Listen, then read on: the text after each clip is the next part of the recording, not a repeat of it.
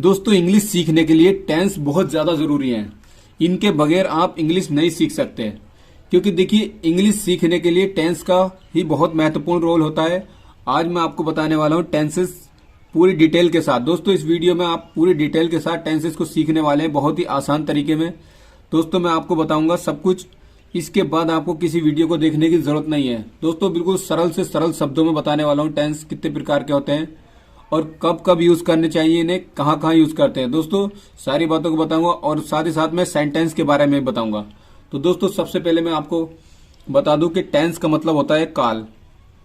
Tense मतलब काल। काल का मतलब होता है समय। समय जो चल रहा है समय, उसे समय को काल बोलते हैं। या जो बीत चुका है काल, उसे भी समय बोलते हैं। आने वाला जो है उसे भी समय बोलते हैं। ठीक है, तो इन तीनों को मिलाकर बोलते हैं काल। तो दोस्तों मैं बता दूं आपको कि टेंसेस जो टेंस होते हैं वो तीन प्रकार के होते हैं। नंबर एक प्रेजेंट टेंस, जिसे हम हिंदी में बोलते हैं वर्तमान काल। वर्तमान काल जो अब चल रहा है, ठीक है, जो अब हम चल रहा है, मैं अब बात कर रहा हूँ, बोल रहा हूँ, आप जो वीडियो देख रहे हैं ये वर्तमान है। ठीक है, और दूसरा होता है पास्ट टेंस यानी भूतकाल जो बीत चुका है। पास्ट टेंस यानी भूतकाल जो बीत चुका है। और तीसरा होता है फ्यूचर टेंस, भविष्य काल जो आने वाला है, जो आने वाला टाइम है, जो आने वाला कल परसों या आने वाले साल जो भी जितने भी हैं वो सब भविष्य काल कहलाएंगे, फ्यूचर टेंस। ठीक है, अब देखिए ये तीन प्रकार के होते हैं, तो आपने जान लिया।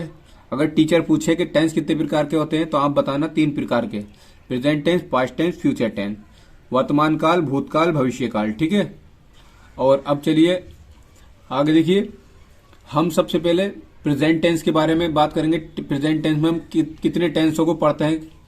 तो देखिए प्रेजेंट टेंस के अंतर्गत हम 4 टेंसों को पढ़ते हैं। इसी प्रकार से पास्ट टेंस के अंतर्गत भी हम 4 टेंसों को पढ़ते हैं और फ्यूचर टेंस के अंदर भी हम 4 टेंसों को पढ़ते हैं। ठीक है, मैं आपको बताऊंगा कैसे। तो देखिए सबसे पहले मैं आपको बता दूं, देखिए प्रेजेंट टेंस के अंतर्गत हम पढ़ेंगे प्रेजेंट इंडेफिनिट टेंस को। नंबर 2 दूसरा पढ़ेंगे प्रेजेंट कंटिन्यूअस को, कंटिन्यूअस टेंस को। और तीसरा पढ़ेंगे हम प्रेजेंट परफेक्ट टेंस को, प्रेजेंट परफेक्ट टेंस। तो देखिए प्रेजेंट परफेक्ट टेंस पढ़ेंगे और चौथा नंबर का जो पढ़ेंगे वो पढ़ेंगे हम प्रेजेंट परफेक्ट कंटिन्यूअस। तो ये 4 प्रकार हम इसमें भी पढ़ेंगे और इसमें भी होते हैं ये 4 प्रकार, और इसमें भी ये 4 प्रकार पढ़ेंगे। बस फर्क कितना रहेगा, यहाँ पर जैसे प्रेजेंट है तो यहाँ पर पास्ट आ जाएगा। पास्ट वाले के लिए पास्ट इंडेफिनिट टेंस हो जाएगा, past continuous, past perfect continuous, past perfect continuous. ठीक है, देखिए past perfect tense, past perfect continuous, ये पास्ट के लिए आ जाएगा। इसी तरीके से फ्यूचर के लिए भी आ जाएगा, बस यहाँ पर फ्यूचर फ्यूचर आ जाएगा। ठीक है, future indefinite tense, future continuous tense, future perfect tense, future perfect continuous tense. इस तरीके से इसको में भी हम ये वाले चारों पढ़ेंगे और इस वाले में भी चारों, इस वाले में चारों, बस यहाँ पर चेंजिंग आती रहेगी। ठीक है, प्रेजेंट की जगह पास्ट, फ्यूचर। ठीक है, अब देखिए दोस्तों आगे हम पढ़ेंगे present indefinite tense. Present indefinite tense में हम पढ़ेंगे क्या, प्रेजेंट इंडेफिनिट टेंस के अंतर्गत हम पढ़ेंगे तीन सेंटेंस पढ़ेंगे। अफर्मेटिव सेंटेंस जिन्हें हम हिंदी में साधारण वाक्य बोलते हैं, अफर्मेटिव सेंटेंस, और निगेटिव सेंटेंस जिन्हें नकारात्मक वाक्य बोलते हैं। और नंबर 3 पढ़ेंगे इंटरोगेटिव सेंटेंस। ठीक है, प्रेजेंट इंडेफिनिट टेंस के अंतर्गत।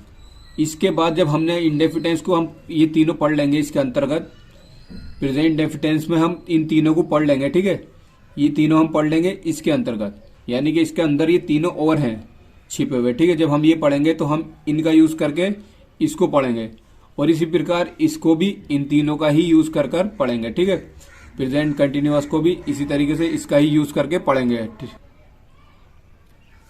तो देखिए मैं आपको बता दूं कि जितने भी ये टेंस हैं चारों के अंतर्गत हम इन तीनों का यूज करेंगे।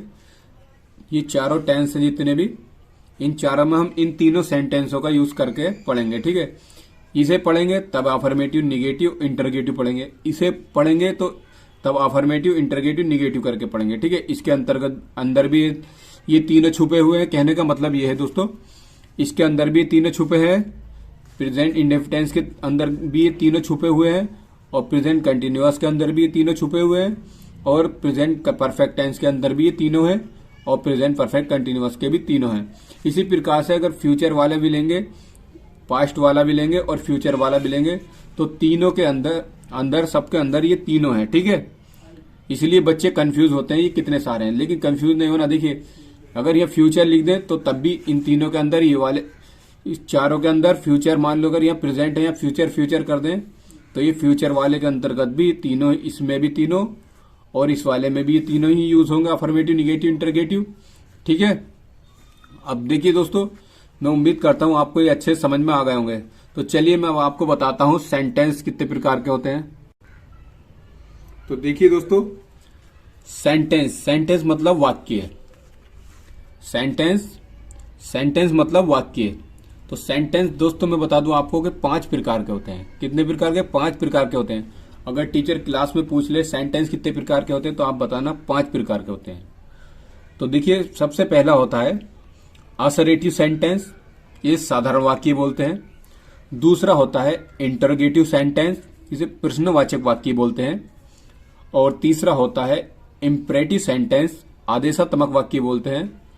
और चौथा होता है ऑप्टेटिव सेंटेंस, इसे हम इच्छावाची वाक्य बोलते हैं। और पांचवा होता है एक्सक्लेमेटरी सेंटेंस, इसे हम विस्मय सूचक वाक्य बोलते हैं। तो दोस्तों ये सेंटेंस होते हैं 5 प्रकार के। काफी बच्चे इनमें कंफ्यूज होते हैं। तो दोस्तों मैं उम्मीद करता हूं आपको सेंटेंस और टेंस दोनों अच्छे से समझ में आ गए होंगे। तो दोस्तों अगर चैनल पर नए हैं तो चैनल को सब्सक्राइब जरूर कर लें और वीडियो को लाइक करना ना भूलें। Thank you for watching this video.